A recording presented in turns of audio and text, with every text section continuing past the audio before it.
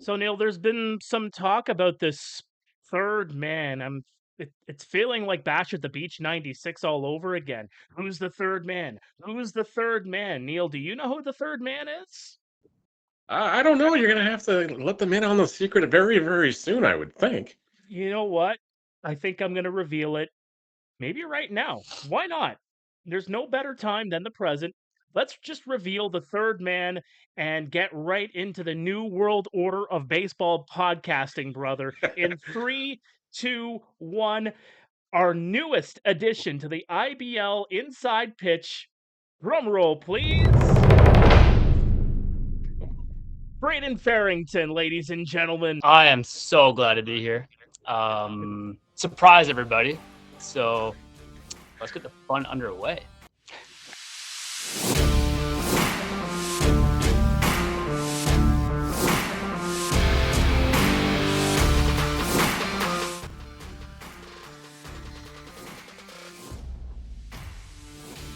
Welcome back to the IBL Inside Pitch.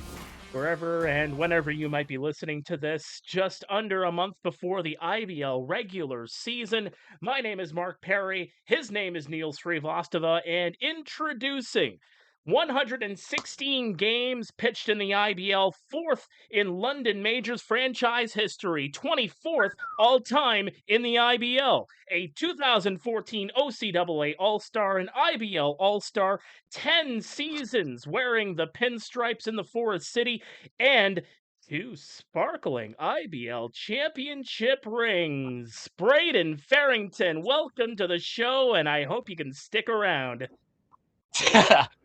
I'm glad to be here. So Thank you for not glaring us off with your rings tonight, like Cleveland did and Roop did, and everybody else has done to me the last couple episodes we've been putting through things on.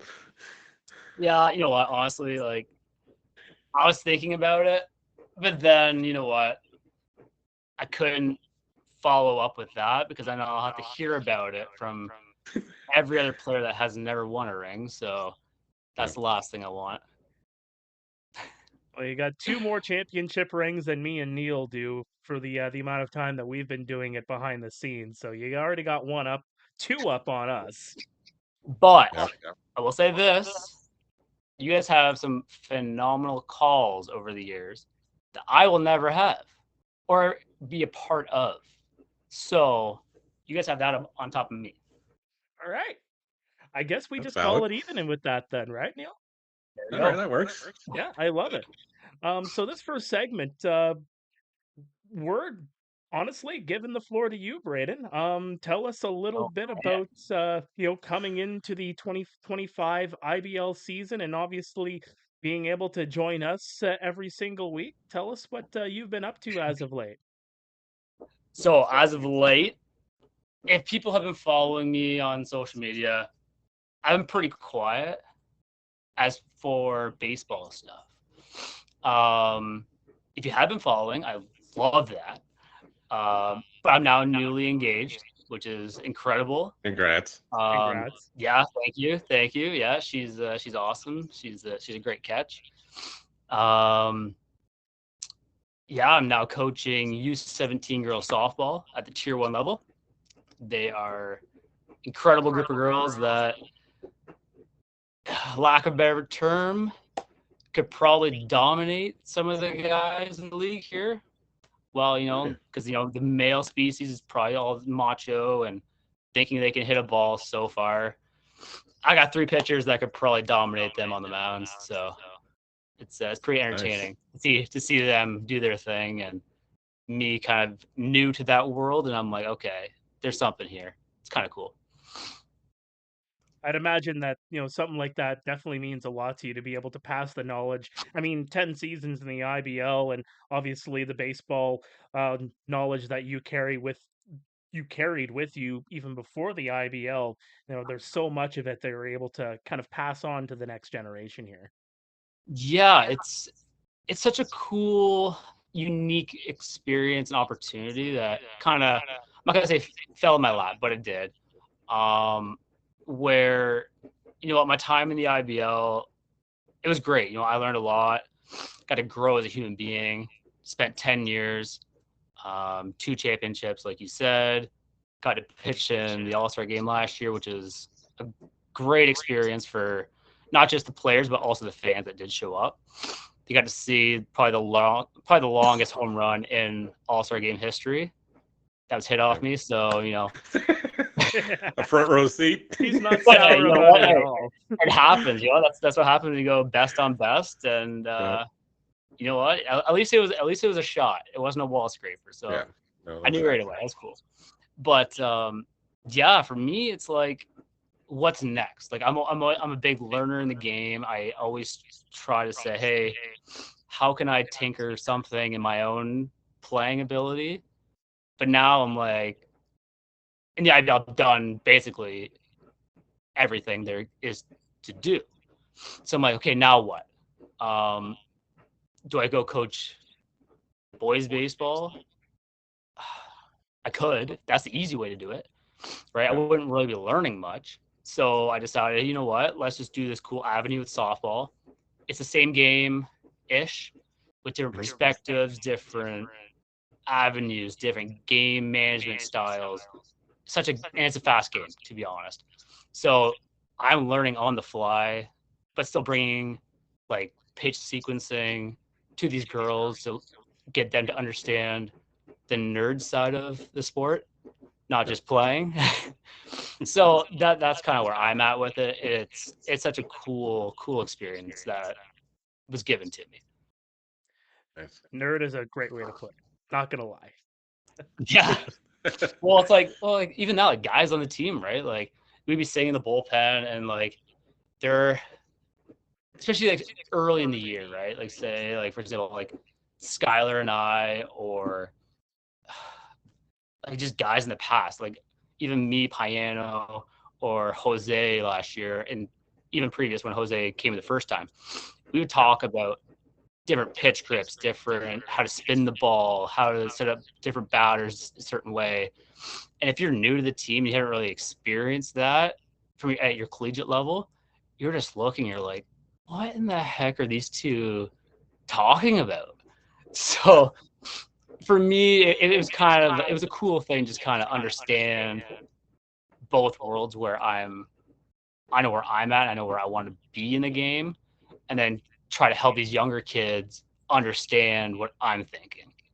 Because no offense to anybody in the league, everybody can hit a fastball. Like it is what it is. I don't care if you throw 99 on the dot.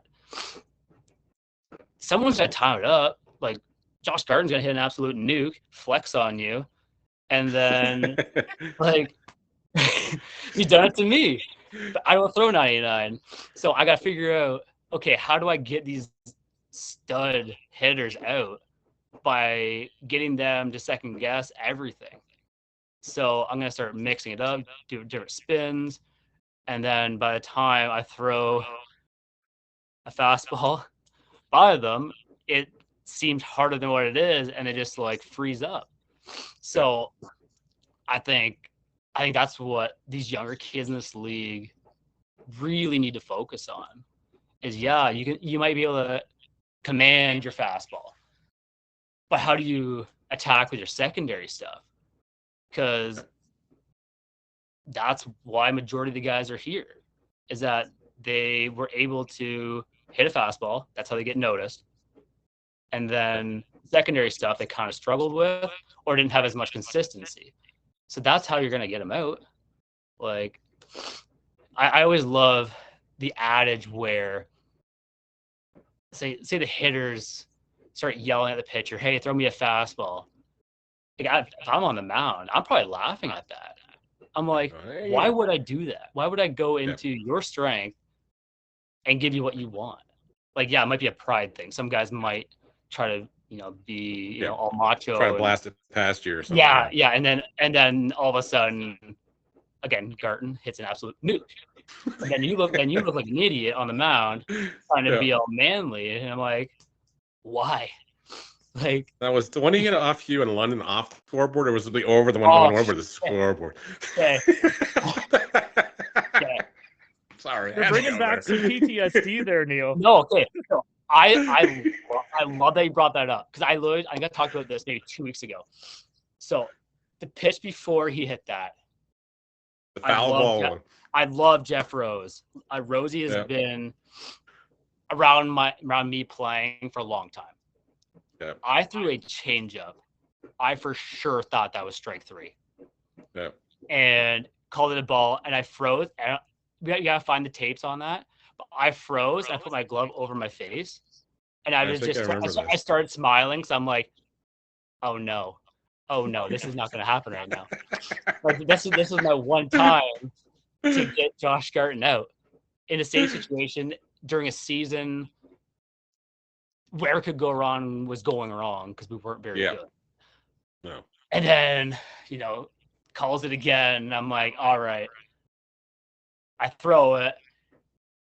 It doesn't do what I'm supposed to do. And it was middle. And he legitimately got every goddamn stitch of that ball and put it through the uprights of the scoreboard.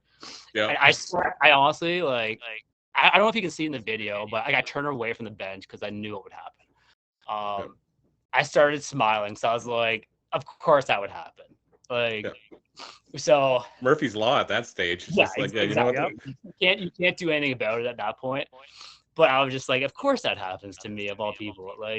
I'm in here to try to get a safe situation during the worst season I've ever seen as a major, and that happens.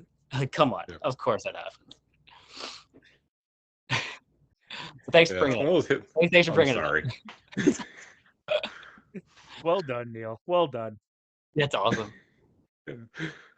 I do want to bring up real quick too. You talked about the conversations that you have in the dugout, and kind of nerding out on pitching with the grips and everything like that. And the whole mental game behind it. I would almost equate it to being a hockey goaltender as well. And I think that you kind of know where I'm kind of leaning in with that as well. Obviously, your brother Logan played Junior A as a goaltender back in my hometown of Timmins. That's how we connected quite a bit. Equating pitching. I actually have the jersey hanging up. Oh, you still have it there? Hanging up over there. Yeah. Oh yeah. And do I have? No, the Abitibi one's not up there, but the Timmins one's there. Yeah. So my question is there something in the water there with the Ferrington household where the nerding of and the mental game and being able to be mentally strong, not only to be a pitcher but also to be a goaltender at the junior hockey level? I guess what's up there? I don't know. I think we just strive to be the most weird people possible. And I feel the one person I do feel bad for though is my mother. God, I feel any mom that's a goalie mom, that sucks to begin with.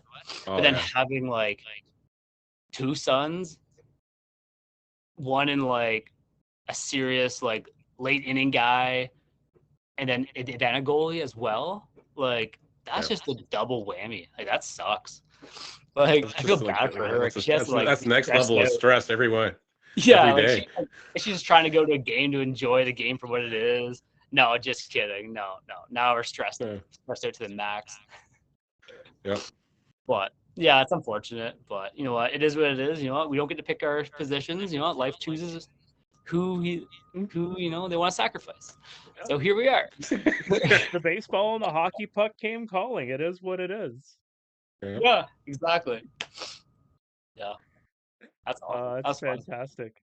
Your dad, Dave, obviously as well. I saw him a couple of times over at the hockey rink. I think the first time I actually showed up at Labatt Park to call a Majors game, I ran into him, and I think I was chatting with him for about 20, 25 minutes. Yeah, that seems accurate. Yeah, it's about baseball, about life. Seems accurate. It's chatterbox. So I'm glad you got to do that.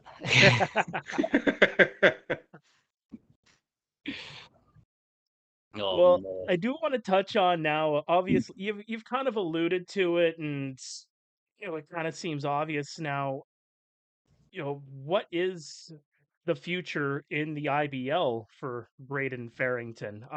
Do you put the ball back into your hand moving forward, or do you think about maybe coaching or being a first or third base Uh, coach down the line, or? Year by year. Let's put it that way. Okay. This year I'm really focused on coaching these girls and still throwing a baseball. So yeah, I'm really happy with the decision I made in the early, wintertime. That, is what it is. And yeah, you know what? At the end of the day, you have to look up for yourself and do what's best for you. And I think for me personally, I think I'm having more fun doing this kind of stuff right now in my life because, it's crazy hectic. I thought I'd have more free time. Just kidding. I do not. Doesn't work that. Nope. Actually, I think I have less time. So, Yep. yeah, it's the day by day, year by year situation. And never say never, but for this season, it's not in the cards.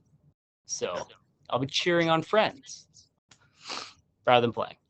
Yeah, and you'll get to join us two schmucks every single week too. Yeah, it's gonna be so much fun.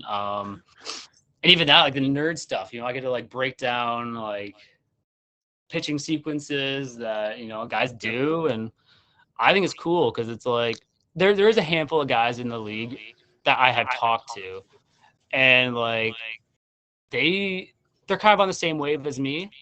They kind of like they want to get better. They want to understand what works, what doesn't work.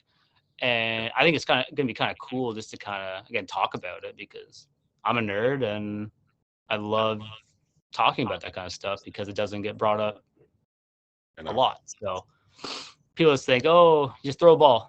No, that's not how that works. You got to figure out X, Y, and Z before you throw X, Y, and Z. So, yep, so much fun. So many variables. It's insane. Oh my God. You gotta love it. You gotta love the game. Yeah. The game will never love you back, but you can try to love it. So this is my way of loving it. Well, I'm so glad to have you aboard, and obviously we're gonna have so much fun doing this stuff this summer, and yeah, it's yeah, I got nothing more to say on that. It's this is gonna be a blast, and I can't wait. Every single week, Braeden Ferrington is gonna be part of this show and breaking down pitches and breaking down the game and kind of getting an inside look at what the IBL is all about on the field and even in the dugout sometimes too. Yeah, it's gonna be fun, and you know what? We know what we should do. Just because the league's getting more fun as it goes, we gotta do some like in the future, some jersey ratings. Ooh, okay. Because like there's some good ones and there's some absolute trash ones. Yes, so yeah, we gotta figure that one out. I have my own rating system depending on a couple of different variables. I am down for that. Absolutely. Yes. I'm guaranteeing my phone is going to be going off the hook when that happens. But yeah, it's okay. I cannot wait. Neil, you think your phone goes off as bad as it does now with the IBL Top 50? Just wait until you see this. Oh, yeah, that's a nice segue into the conversation this week. Nothing like getting called out by a general manager who's also on the top 50 list. Yeah, that's funny. I saw that. That was good. That was good. It was literally the day I was going to post it. I was like, are you kidding me? Like, seriously, you couldn't wait 2 hours? That's awesome. Man. It's like how like life was trying to say, hey, it's happening today, so let's just do it. It's happening, yeah. You might as well just post it and just grin and bear it and move on. Hey, but you know what I will say though? I will confidently say this. Out of the top 100 list, I will say I am going to be 101. That's all I got to say. All right. Well, it's actually about the guys in the league right now. But yeah, if you went, we did like a, I was like, okay, yeah, because and it kept fluctuating too, as far as when guys finally got signed. They had to yell at somebody, "Hey, you got this guy signed yet?" Like, because he's Exactly. up next, by the way. Yeah, exactly. So you know what? Season hasn't started yet. Yeah, Boom. and I guarantee if we do this again in June or July, just before the All-Star game, that list is going to change drastically. Oh Yep. yeah. You know what we should do? We should do a live broadcast or like a live thing from the All-Star game. Get the guys I involved. definitely think Yeah. we can definitely do something. You show the personalities that they don't get to show in normal baseball. Yeah. There's some definitely characters. There's some characters, you know. Last All-Star game, I got to meet some dudes. Didn't think they were that funny. Now, you know what? I'm like, all right, you're actually kind of hilarious. I love it. So I have a lot of respect for some guys now. Yeah, that's good. Makes the conversations a little bit easier when you have a team coming into your ballpark on a Friday night, just it kind of breaks the ice, if you will. Oh yeah, there's no animosity. You just you start saying something stupid that you overheard, and it's great. It's good banter back and forth. Yeah, until they send a nuke over the fence. Yeah. That's okay. You know what? That's okay. That's all right with me. And looking forward to a lot of these chats as the season goes along. Thank you so much for joining us, and this is gonna be a blast, man. It's gonna be fun for the people tuning into this.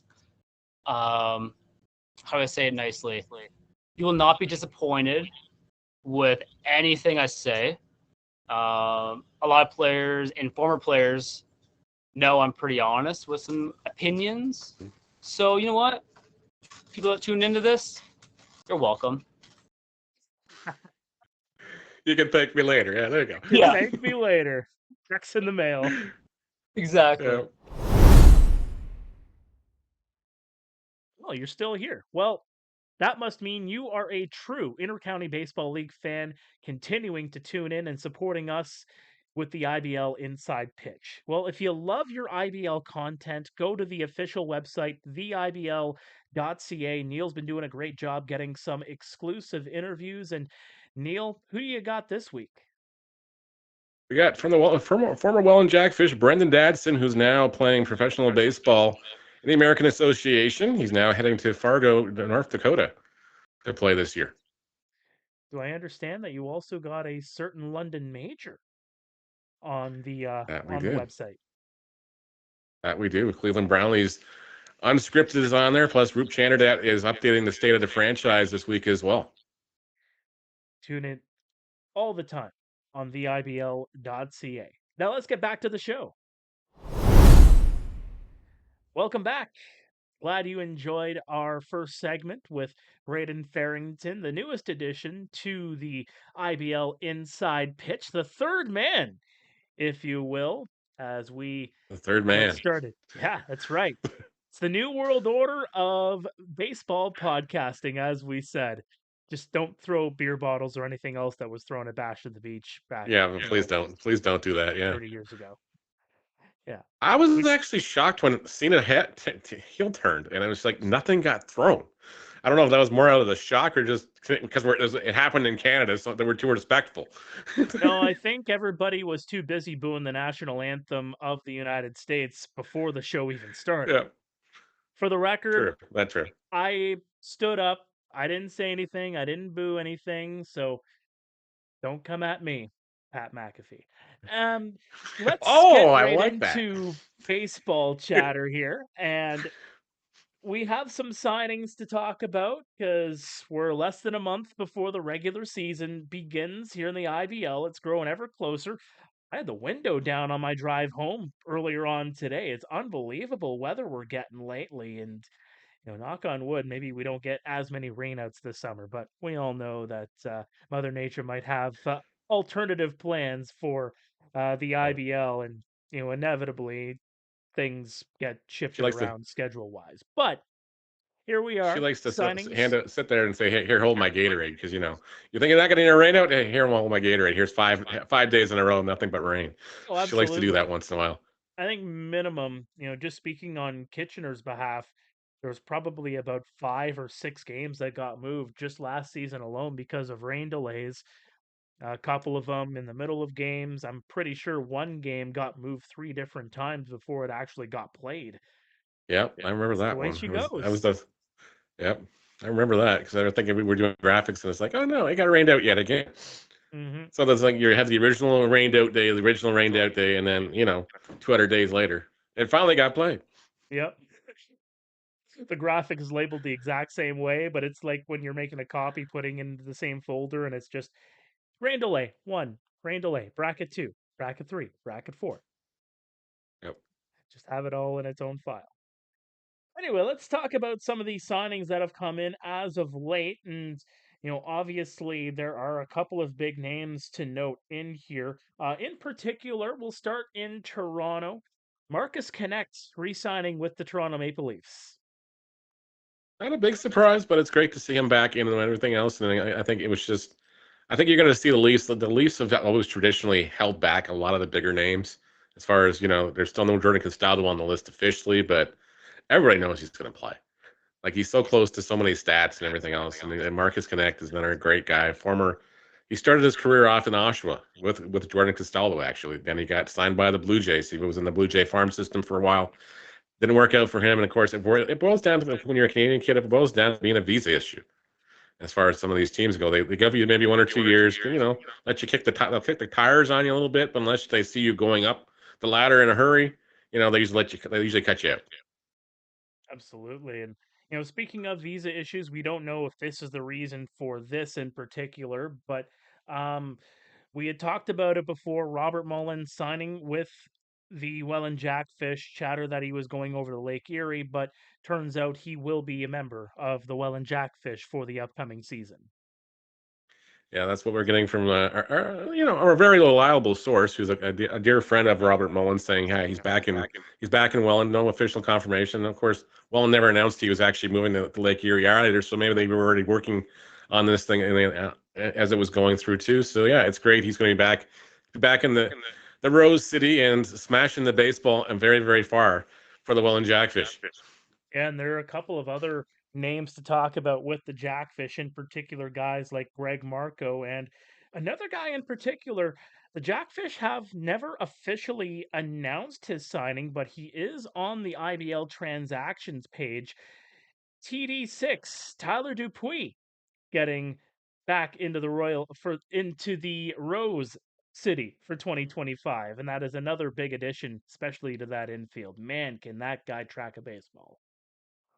That he can. He's such a gifted infielder. It doesn't matter what he does with the bat. It's everything else he does with the glove that's more important, anyways. And he's a human highlight reel most nights.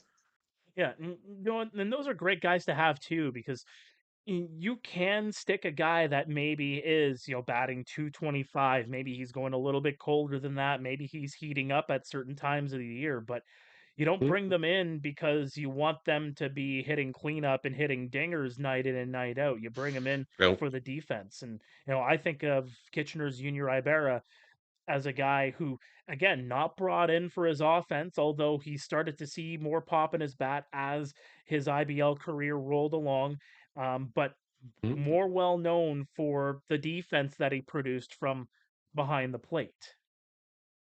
No question. Of course, you got a guy like Tyler Dupuis and everything else. It's just he's Mr. Reliable out there. He's gonna pull. If the ball's hit to his right, he's gonna hit. He's gonna get it. If it hits to his left, he's probably gonna make a highlight reel play on it. So it's gonna be great to watch him back at the pond this year. It Of really course, then is. when we talk about Greg Marco, and again, he's a veteran catcher, and of course he's just a great guy. He's just a great team guy for the Welland Jackfish and everything else, and he's been a Jackfish for life so far. Yeah, another important thing to have is just having good guys in the room. It's kind of an old saying and an old cliche, right? He's such a good guy in the room. He provides so much, in behind the scenes that not a lot of people kind of realize. And, it makes a huge difference on the field too when it comes to morale and just how you're feeling at the plate. If you're feeling a bit looser, maybe you're having a little bit more success. Yep, no question. So let's touch on some of these other names that have come up on the IBL wire as of late. The Brantford Red Sox continuing to be busy, although dropping more names than actually signing guys as of late, although, they have done a little bit of damage lately with some of their recent signings, but, releasing Kyle Blunt, signing Damian Clark and Connor Irvine, releasing Sam Worthen, signing Nikolai Arbach, Isaiah Ramos and Yep. Evan Ryan getting released too, Gus Wilson moving to the inactive list. So a lot of moving pieces, a lot of, bringing guys in and shipping guys out, not necessarily shipping guys out, but, putting them off a card, if you will, that so you can make room for some of these new bodies come in and, say if a Gus Wilson is available later on in the summer and you can get him in at a particular point in time, Oh, bring him exactly. right back on in. Oh, exactly. And I think it was just with Wilson and everything else. It just might have been a timing. Maybe it's just okay. Yeah, he's already committed to something else elsewhere because he lives out in BC and everything else. So he might just be, hey, I already made a commitment to my summer league team out here or something. And it's like, yeah, try to get me later. But yeah, it's just right now. It just seems like he wants to. He's out of there. Unfortunately, it's a big name out of that lineup and a very very key player in the last couple of years for that team. But you got to move on. Yep. Absolutely. Other guys on the list, the Guelph Royals making a couple of recent signings. They have moved Franklin Torres to the inactive list. He was a big part of that late season run and that run to the IBL final. But signing another key piece, a younger guy, but a little bit of experience in Ashton Patterson, and a newbie coming to the team in Gaku Ueda. I'm hoping I'm pronouncing that right. If I don't, I will get it right by the time I am at Hastings Stadium for the first time this year. Yep, exactly. Gaku, of course, and they're one of the Asian Breeze, and of course, Sean Fuller worked on that relationship with the Asian Breeze team last couple of years with Junior Mel as well. They've been working on it, and they've been an opportunity to bring somebody over from Japan and into the league and everything else. Because still remains to be seen if they're bringing back Yuki Narita or not.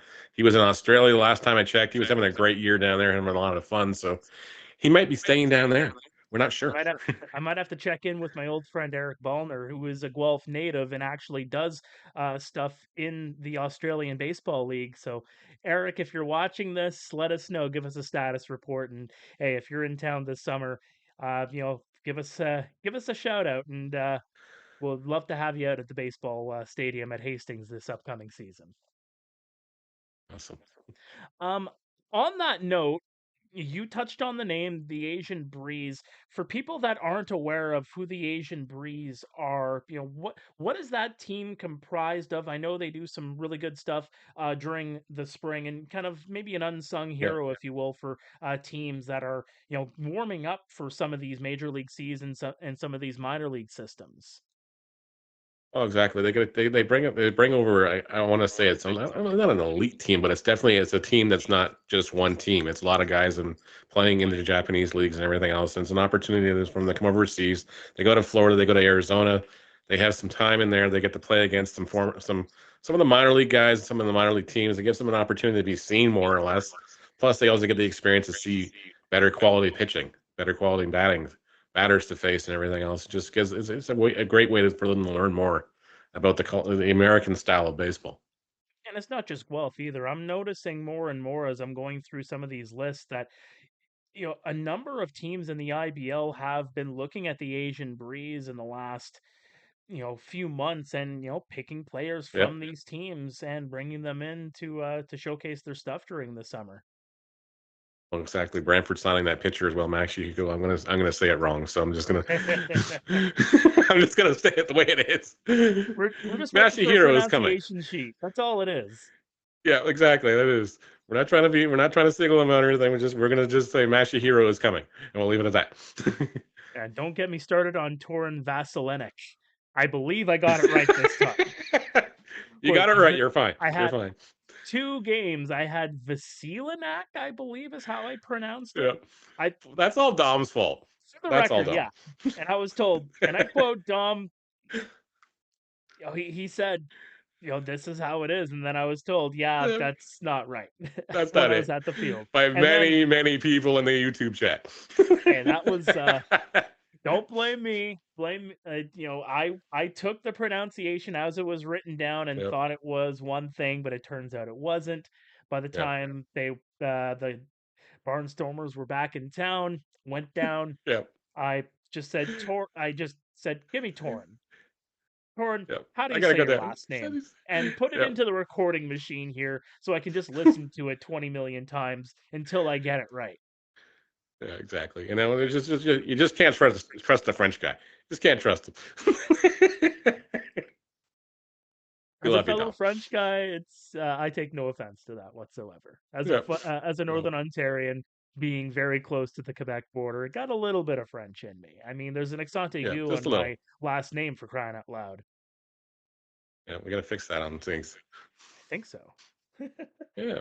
Coming up throughout this list as well, for the Kitchener Panthers, one notable addition on their list since the last time we had spoke here, releasing Nolan Misa, who was kind of in and out of the lineup last year for the Panthers, University of Waterloo guy that was brought onto the team. There was a number of UW guys that played for the Panthers last Yep. season, but Nolan Misa getting released by the team.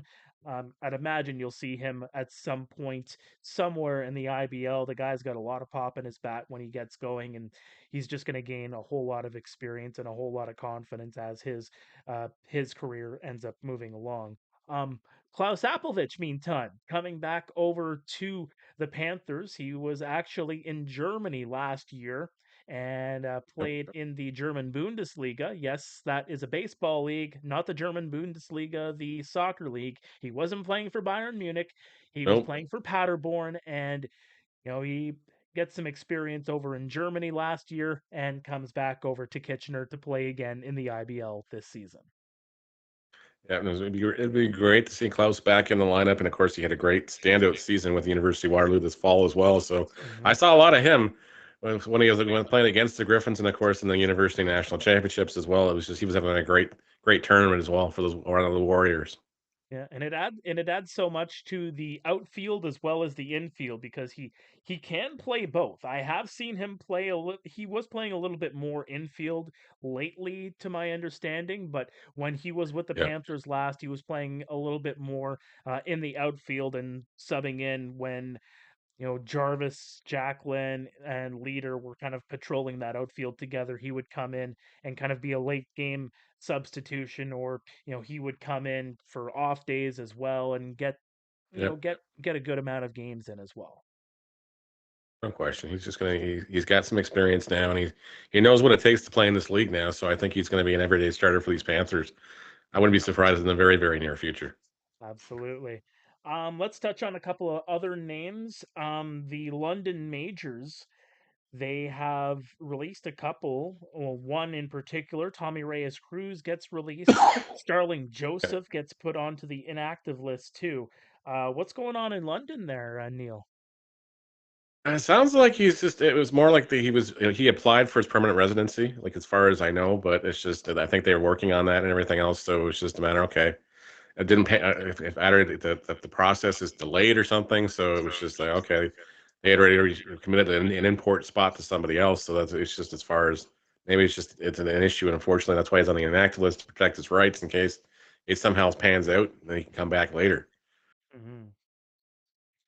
Moving on to the Chatham Kent Barnstormers, Tim Wagner is a recent signing of the Barnstormers, and we touched on him, I believe, in the last episode. Owen Constantino also has signed in Chatham Kent too. They're both starting to look good there, Neil. It's getting there, and of course, actually, if you I don't know, you saw the pictures are not just yesterday. They dug up the ground down the right field line. The new seating is going in. Hmm. The fence is going up, and the seating is going in. So there's going to be extra seats for the Barnstormers fans to, get a little closer to the ballpark than having to stand behind a fence. As far as everything else, they're right Absolutely. down the line now, which means the Abs- bullpens are moving too. So they're not going to be right behind where they were. They're going to be out in the outfield. Yeah, a little bit of maneuvering around, but all is going to be well in 2025 at Fergie Jenkins Field. And I can speak to some upgrades coming for Jack Couch Park in Kitchener. Look out in the next few days because a little birdie has told me that something is going to be posted about what can be looked forward to at Jack Couch Park this upcoming season. You got a little bit of a teaser if you were following them on social media last week. It was a metal frame, looked like a whole bunch of squares, maybe a little bit of Yeah. grinding and welding work, but something big is being built to put up in that outfield for 2025. And that's Uh-huh. all I'm I really see gonna what say you did about there, that. sir.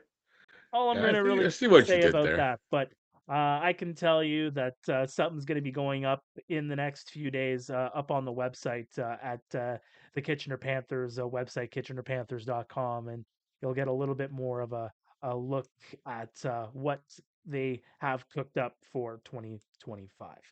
Let's move on.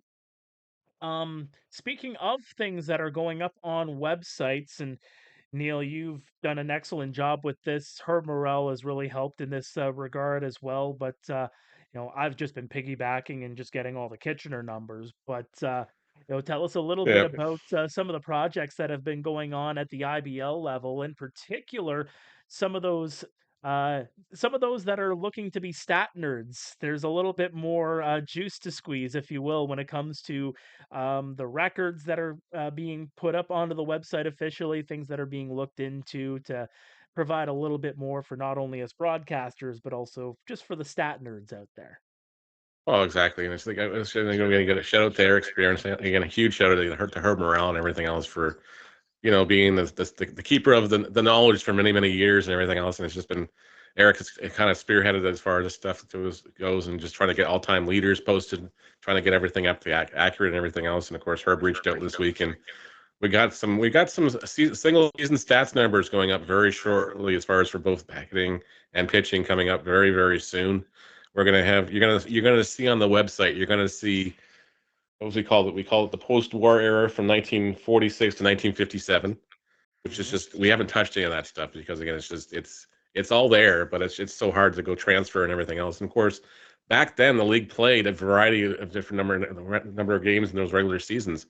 Some years it was 48, some years it was 60. Some other years it might have only been 32.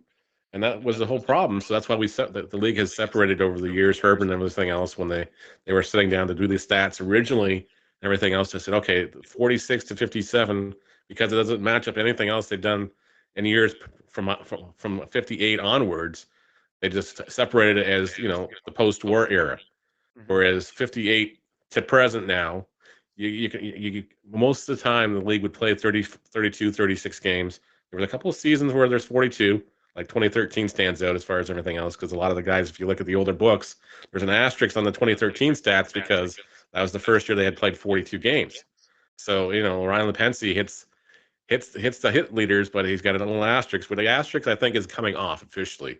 Now the league's actually at a 42 game season on a regular basis now too. So now it's like, okay, let's keep apples to apples and now oranges to oranges here as far as that stuff goes. And a lot of work's gone into it. We're still working on some graphics and everything else. So by the time this posts, you might see something up there. It might be an Easter miracle, and it might all be on the website, and you guys can see it for yourselves.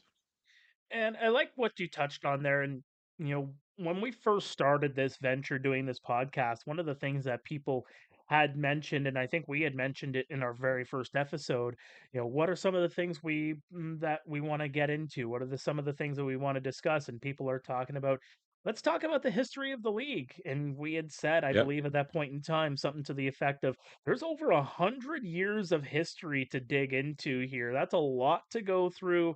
It's gonna take piece by piece by piece, episode per Yep. episode to get there little by little. And I think something like this allows us a little bit more knowledge, if you will, a little bit more data to work with to reveal what some of that history looks like. In particular, what they call the modern era, which is, of course, Yep. 1958 and onward. Oh, exactly. And just we've got digital versions of stats from 2024 down to 2001, readily available. Like the broadcasters, everybody has access to it. If they don't, you can always just message me. Hey, can make sure you got access to it. I'll show you where that's all hidden. Plus, now I've been working through those stats as well, and I've kind of made Excel sheets myself as far as okay, where do the guys stand and everything else as far as total number. But we got to a certain point where it's just like okay, I just really want a top 10 in as far as these numbers too, just because okay, if you got 41 walks in a year, it's like, okay, there's like 60 other guys afterwards. So, you hit the certain cutoff mark and go, okay, well, at least we can get a top 10 out of here. We have the seasonal leaders. We know who's the top dog in each one of these positions now in each one of these categories. And we've gone through and updated as much as we can right now. So, there's gonna be a lot more work done by the league, various other teams in here, and then people that are gonna come and help us try to get these stats. So eventually it will be all be in a database. You'll be able to call up a guy like a Sean Riley, a guy like a Randy Curran, and look at all his seasonal numbers because He's it's unbelievable. hard. Yep. Yeah, Yeah, because I was even digging it's in just hard. for Kitchener's, database that I've been putting up onto the Kitchener website. Yes, I'm the webmaster for Kitchener, getting that out of the way. Um, and I was digging into a lot of this stuff, and I know of Randy Curran and I know of what he has been able to do, but you don't really get a grasp of really just how much of an impact he had on the game until you kind Yep, of dig into those numbers a little bit more and you look at it and you just see where he stands, all time when it comes to home runs, all time when it comes to hits, yep, the average, everything that he did. I mean, the numbers just speak so loudly with what he was able to do as a member of the Kitchener Panthers and as a member in the IBL, really. And I think there's a few players that are kind of like that as well. It'll be more than just, Randy. And I also think of a guy yep. like Jordan Castaldo and what he has been able to accomplish in his IBL career too. And the numbers are definitely going to speak to those abilities too. No question there. It's refreshing to see that everybody in the league's kind of like, okay, they're not trying to slow us down or anything. They want us to build on this stuff. They want us to trying to get everything up there so it looks more professional. Because, like I said, we got 107 years of history in this league, and it's about time we got to start flaunting. We got to start flaunting. We got to start giving these guys their flowers, Yep. especially when a lot of these guys, unless you knew them, like unless you were watching the league in those years, you won't know who half these guys are. And Mhm. my job is going to be over the next few years is going to be start working on some of these stories, working on these stats, and presenting their presenting their stories in a proper manner. Yeah, and you hit it right on the head there too, Neil. It's not going to take a day. It's not going to take a year. It's going to take a little while to kind of get all of this rolled out because again, it's over 100 years of history that not only is going to be have to be put in front of you, but you also have to make sense of it and present Yep, it in a manner that's going to be understandable to the average person. exactly. Hmm. And it's a lot of changes that are coming, and I love to see that. And again, I speak as a broadcaster as well as just a stat nerd in general because it's just so great to have, and it's gonna Well, put the IBL in such a different light, a bigger light, if you will, to say the very least. no, exactly. It's just always been I don't know. It's been kind of a passion project too. It's just because it's like, okay, I'll look through something and be going, okay, I'm going to do 5 more years tonight just to get things. I look at the clock; it's like 10 after midnight. I'm going, that was 3 hours ago. So I was only going to do 5 more I sheets think or something.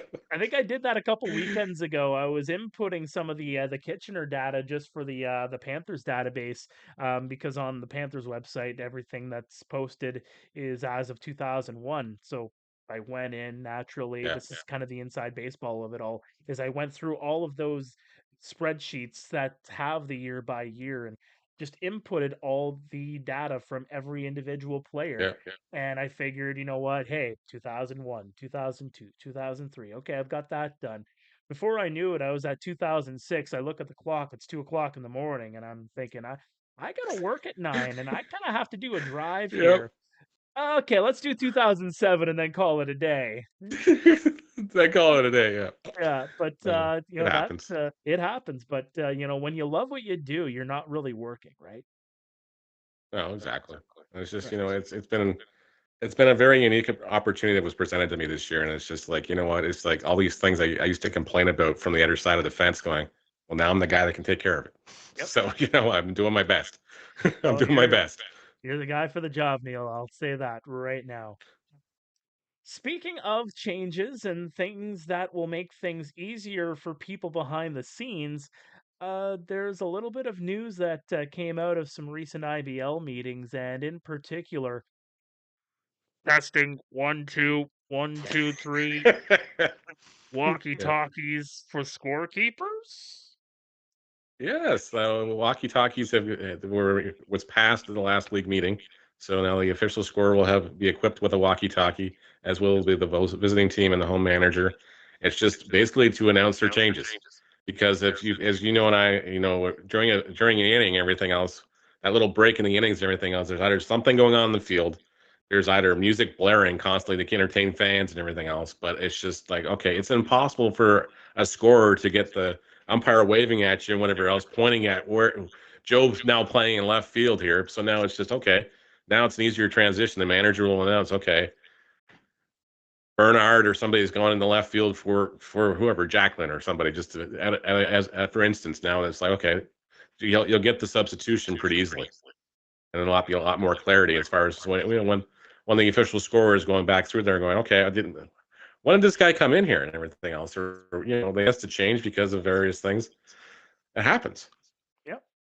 It's all about communication, and in that respect too, it makes sure that everything is inputted properly in the score sheet. That's so we can do things like put together single season records and put together all-time records to make sure everybody is getting their due flowers. And say if a guy is up to bat, uh, or a guy's out in the outfield and makes a spectacular catch, or guy hits a home run, and you think, oh, so and so hit a home run, but it actually was somebody else. Well, one, not paying Yep. attention because it's a change in numbers altogether, but maybe it's a guy on the mound that threw 3 strikeouts in an inning and ended up coming out.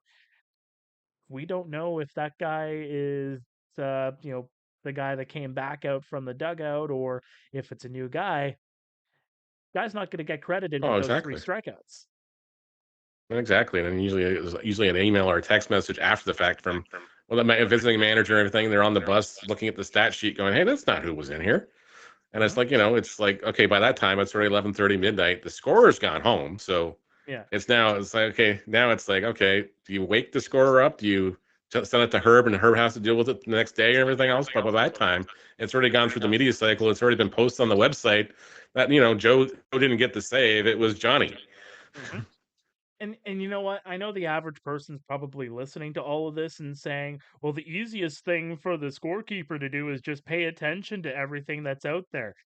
I can tell you, I haven't actually scored a game myself. I'm kind of too busy flapping my gums for 3 hours in multiple ballparks Yeah. for the last few years. But, Neil, you know all about it too because you've done plenty of scoring in your day. And you kind of alluded to it already with everything that's happening on the field. There's a lot happening in that booth in that particular instance as well, where you can't always have your eyes on the field too. Well, exactly. Like you could have something going on where you could be answering a question about the last half inning and just verifying that somebody's run was unearned, and everything else. And hey, how'd you score that one? As far as, okay, was it an error on this play? Or who'd you give the error to, or something? Mhm. Yeah, it's a communication, and it's a team effort in the booth too because, well, especially in Kitchener, in London, in Guelph, in every ballpark in the league, pretty much the setup in the booth is you have the broadcast team who are on the air Yep. doing the color and the play-by-play. You have the scorekeeper. You have the public address announcer in there too, and you have all the tech people in there as well. There is a lot that goes into an operation, and I do want to point out while I'm on this note, about 90 to 95% of those people that are putting this together are volunteers and are taking their time Yeah. away from really what they're doing in their normal life to help out and contribute to this ship that we call the IBL. And we would not be anywhere where we are today without those people. No question. No question. It takes an army to run these baseball teams, and half the time they're the last people that get thanked. Mhm. No, you're absolutely right. And I think that's where I kind of want to leave it for this week because we have a whole lot to get to. Neil, you're going to be seeing a whole lot of me. We're going to be seeing a whole lot of Braeden over the next few weeks and going into the next couple of months too as the IBL season gets underway on Mother's Day weekend on the Sunday. I believe that is Yep. May 11th. May But 11th. Yep. we got a few weeks before that, and we got 9 teams that we kind of need to take a look at. So Here's how it's going to work. We're on the air every single week from here on out. So if you loved us just coming in every couple of weeks, maybe every 3 weeks or so, you are going to really love us or maybe hate us, depending on what we have to say. Yeah. So the next 3 weeks, we have 3 weeks starting this upcoming Tuesday before the regular season begins. We are going to break down 3 teams every single week. Tune in to every single one of them to get the breakdown. We're going to break down the pitching. We're going to break down the offense, the defense, how the teams all come together. And how we're going to break it up is the bottom 3 teams, based on the standings last year, will be up first. So that is, I believe, Brantford, Kitchener, and Toronto. We'll have the middle of Yeah. the pack teams the following week. Might be a day late because I kind of have a federal election to cover on the 28th. You kind of got a busy day that day. Yeah, I kind of got busy, but we're gonna do our darndest to get that out on the. It's gonna be Tuesday releases. Might be a Wednesday on the second week, but I'm gonna do my darndest to make sure it gets released on the Tuesday. And then the following week, it'll also be the Tuesday where we take a look at the top 3 teams based on the standings a year ago, and then we go right into the season, Neil. It's right around the corner. We do. We go right into the season. Plus, we got the power rankings still coming up sometime very That's soon. The right. preseason power rankings, and it hasn't been discussed yet. I've been working on the graphics. It's not perfect yet and everything else, but it hasn't been discussed yet. So people are I'm sure they're gonna start lobbying very soon to their favorite broadcasters and whatever else, and hey, put me on this place and whatever else. Like I know I've already been asked by somebody to put them somewhere else in the list. I was like, are you kidding me? So If what I you're put you there, I'm telling gonna have to explain myself. what you're telling me is if somebody has a problem with where a team is placed in the power rankings, not only before the season, but as the season goes along, you're not the person to email because it's not you actually putting the list together. You're just the one No, publishing it. I'm just publishing the list. It's gonna be, it's gonna, like we've done in years prior. We're gonna pull the better broadcasters. We're gonna pull some people in the area and say, okay, here on a given Sunday, here, give me this list for this week. I So have a it's gonna be a little bit more random too. I have a feeling that the IBL inside pitch at gmail.com inbox is going to be filled quite nicely. I mean, not just for you, but knowing that everybody knows that I'm a broadcaster for 2 teams, albeit maybe a third because I am doing a couple of London games officially at the beginning of the season. I think I might get some hate mail, Neil. You're going to have to protect me. Oh goodness, goodness. Just be happy about is that time you're at least be out of the OHL years and everything else. I'm still worried that Reed Duffy might be still gone. I could wind up doing the Hey, first couple of games by myself. I checked. I checked on Reed Duffy. I think he's doing all right. Yeah. You know what? I do agree. The Brantford, they're a wagon this year, the Brantford Yeah. Bulldogs. Nick Lardis, are you kidding me? That guy's going to be playing in the NHL in the next year, year and a half. It's just unbelievable what he's been able to do. 71 goals, and Reader's probably going to have a whole lot of stories for you in that broadcast booth at Bernie Arbor this season, just with what he's been able to see with that Bulldogs team. Oh, no question. Looking But if forward you to do it. need an extra hand, let me know. If I have the date available, maybe I'll make Yeah. the trip down. Who knows? And we'll see what's going on. We'll see what's going on. Exactly. Well, with that, we're going to wrap, and we will see you all next week as we kick off the season previews as the IBL season is right around the corner. He's Neil. I'm Mark. This is the IBL Inside Pitch. Like, subscribe, do all that good stuff on YouTube as well as Apple and on Spotify. Send us an email anytime, iblinsidepitch@gmail.com. We still want to get that mailbag segment started up, and we want to get it up strong. We want to build up a good base of questions before we get this kicked off. Anyway, we'll see you next time.